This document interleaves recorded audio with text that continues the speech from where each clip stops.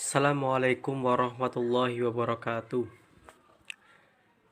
Perkenalkan, nama saya Afid Abdillah. Saya dari Prodi Komunikasi dan Penyiaran Islam dari Fakultas Dakwah UNSEJU Purwokerto.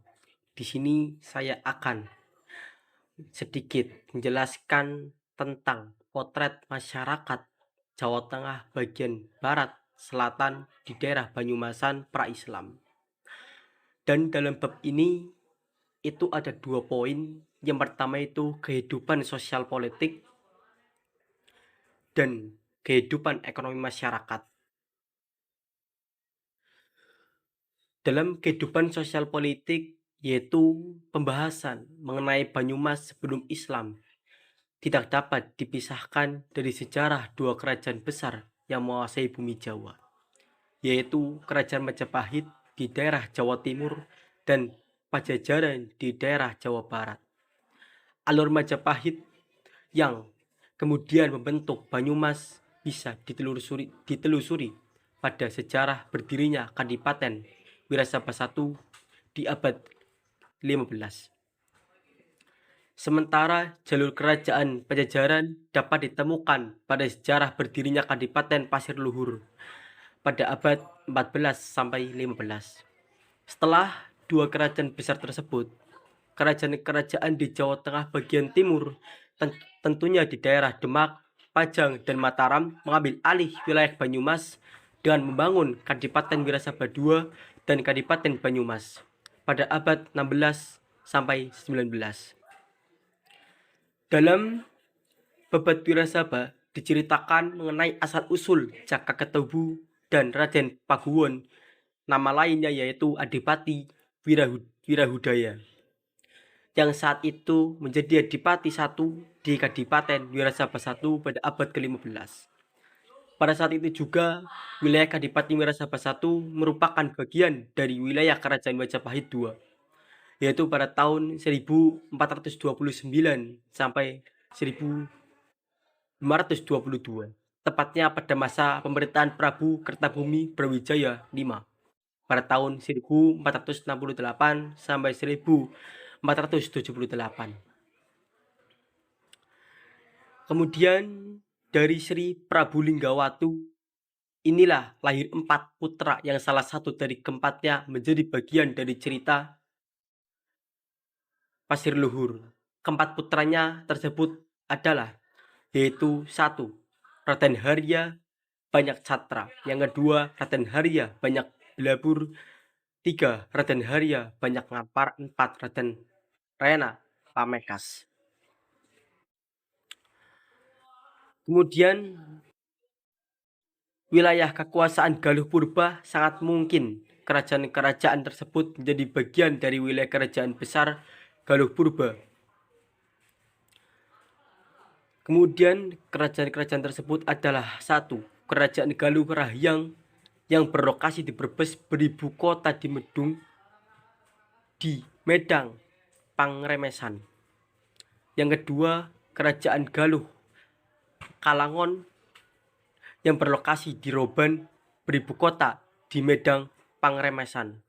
3. Kerajaan Galuh Lalayan berlokasi di Cilacap beribu kota di Medung Kamulan. 4. Kerajaan Galuh Tanduran berlokasi di Penanjung beribu kota di Bagolo. 5. Kerajaan Galuh Kumara berlokasi di Tegal beribu kota di Medang Kamulian. 6. Kerajaan Galuh Pataka berlokasi di Nangglacah beribu kota di Pataka. 7. Kerajaan Galuh Negara Tengah berlokasi di Cineang beribu kota di Bojong Lopang. Kerajaan Galuh Imbanagara berlokasi di Barunai Pabuaran beribu kota di Imbanagara. Kerajaan Galuh Kalingga berlokasi di Bojong beribu kota di Karang Kamulian. Salah satu alasan bahwa ke-9 kerajaan Galuh di atas adalah bagian dari wilayah kekuasaan Galuh Purba adalah wilayah kerajaan Galuh Purba yang meliputi Indramayu, Cirebon, daerah Tegal, Pemalang, Bumeyu, Banyumas, Cilacap, Purbalingga, Banjarnegara, Kebumen, dan bahkan ada yang menyebut sampai Kedu, Kulon Progo, hingga Purwodadi.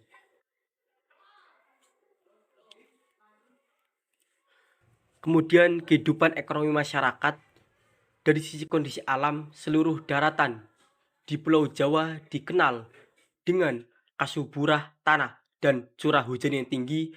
Faktor alam inilah yang kemudian membuat masyarakat di Pulau Jawa mampu mengembangkan budidaya pertanian, lahan basah, dan ekspedisi hasil pertanian yang unik antara satu daerah, tentunya desa, dan daerah yang lain. Belum tersedianya sarana perhubungan yang memadai pada masa itu menyebabkan masyarakat hanya mengandalkan kondisi cuaca dalam hal ekspedisi hasil pertanian atau perkebunan. Pada perekonomian masyarakat Jawa, termasuk Banyumas, sedikit mengalami perkembangan ketika memasuki abad 4, di mana kerajaan-kerajaan besar di Jawa, Tarumanegara, Mataram, Majapahit, dan Mataram mulai membuka jalur perdagangan di negara-negara lain di kawasan Asia seperti India dan Cina. Ya, kemudian di bab selanjutnya itu ada sedikit penjelasan juga, yaitu Islam di Jawa Tengah bagian selatan dewasa ini. Yang pertama itu ada kebangkitan Islam Puritan. Di era saat ini banyak terdapat klaim kontradiktif yang membuat atas nama Islam gerakan purifikasi atau nama lainnya yaitu pemurnian Islam menjadi fenomena yang terus digulirkan dalam sejarah peradaban Islam yang berbagai negara, termasuk di negara kita sendiri yaitu Indonesia. Jika seorang bertanya tentang Islam, maka berbagai tanggapan langsung bisa diperoleh begitu saja, tergantung kepada siapa kita bertanya. Bangsa Barat acap kali mengeluh dengan sulitnya mempelajari apakah Islam mendukung atau menolak praktik penyanderaan, bom bunuh diri, jihad, dan kewajiban perempuan untuk berjilbab. Kemudian ada pendapat Sayyid Fali Reza An-Nasr dalam Syaikh Hashim menyebut para Puritan di belahan dunia Islam sebagai Islam revivalis. Menurutnya istilah ini mengisyaratkan makna yang lebih dalam, tidak hanya menggambarkan fenomena gerakan penafsiran agama yang didasarkan pada teks semata, akan tetapi merupakan gerakan yang sangat berkaitan dengan persoalan-persoalan politik umat, pembentukan identitas, persoalan kekuasaan dalam masyarakat yang plural.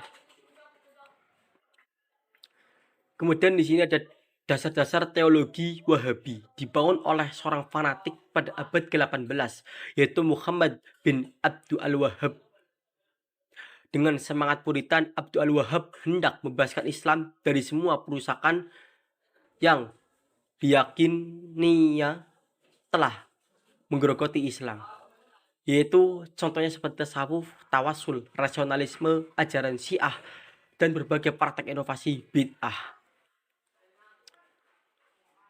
Kemudian Islam Puritan sering dianggap tidak mempertimbangkan proses asimilasi dan akulturasi adat dan kepercayaan setempat. Akibatnya banyak kalangan yang berpandangan bahwa Islam Puritan terinspirasi oleh Wahabisme yang sangat gencar melawan semua bentuk apresiasi terhadap adat dan tradisi lokal.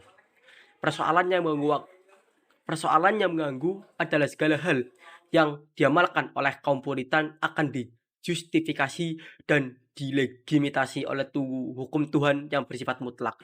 Absolutisme tidak bisa ditawar-tawar lagi. Kemudian berdasarkan pengamatan penelitian, terdapat dua organisasi keislaman yang Puritan yang berkembang di wilayah ini adalah Majelis Tafsir Al-Quran MTA dan Al-Irsyad. Kemudian ada poin-poinnya. Yang satu itu berkembangnya Majelis Tafsir Al-Quran di Banyumas. Kemudian yang kedua ada Al-Irsyad.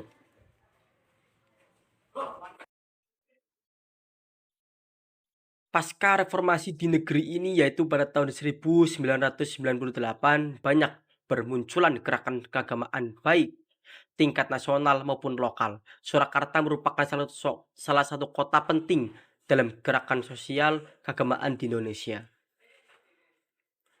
Kemudian yang kedua adalah Al-Irsyad. Ada beberapa sudut pandang sebagai dasar analisis untuk melihat organisasi Al-Irsyad. Pertama, Al-Irsyad dapat diungkapkan sebagai organisasi Islam Indonesia yang dimotori orang-orang etnis Arab asal Hadramaut. Sekian dari saya penjelasan materi tadi.